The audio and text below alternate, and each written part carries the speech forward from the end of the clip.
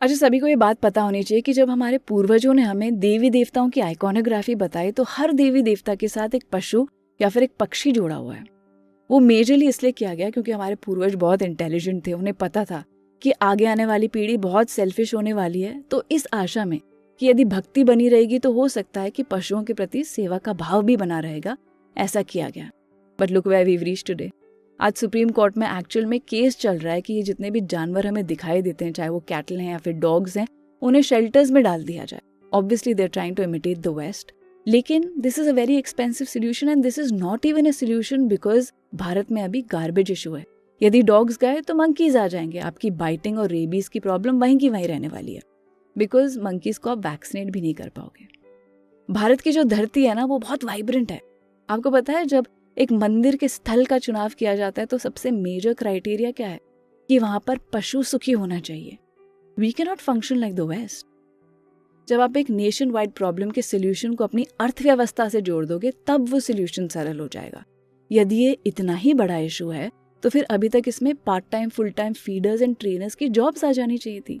Feeders को anyway पता होता है कि कौन सा डॉग अग्रेसिव है, वैक्सीनेटेड है, न्यूटर्ड है। इससे आपके पास fixed feeding time and zones हो सकते हैं, इसे आप डिजिटली मॉनिटर कर सकते हो। And because these feeders are going to come from within the community, यदि उन्हें कोई डेंजर फील हुआ so they can inform the community about it. आप इससे रिसोर्स की प्रॉब्लम समाप्त कर सकते हो, which is one major problem, क्योंकि लोग सहायता करना चाहते हैं लेकिन रिसोर्स की कमी के कारण कई बार नहीं कर पाते हैं। फीडर्स के प्रति बढ़ता हुआ अग्रेशन भी कम हो सकता है because you brought in money to the equation and people respect money. आपने बोला कि public institutions and educational organisation से डॉग्स को बाहर कीजिए, पर वहीं पर तो आपको ह्यूमन एंड एनिमल इंटरेक्शन सिखाना है, obviously under supervision and trainers. लेकिन इसलिए सिखाना है क्योंकि fear is one big factor for this chaos. मनुष्य डर जाता है, वो अग्रेशन दिखाता है, जानवर रिटेलिएट करता है और वो केवल आपको अग्रेशन नहीं दिखाएगा, वो जितने लोग आपके बाद जाएंगे उन सभी को अग्रेशन दिखाएगा। शास्त्र कहते हैं कि पशु सेवा कोई दान नहीं है, वो धर्म है, इट इज अ ड्यूटी। लोगों को ये भी लगता है कि empathy is inbuilt and kindness is a choice. Empathy is always taught and kindness should be mandatory. And kindness and coexistence तो इंडिया का फोर्टे है।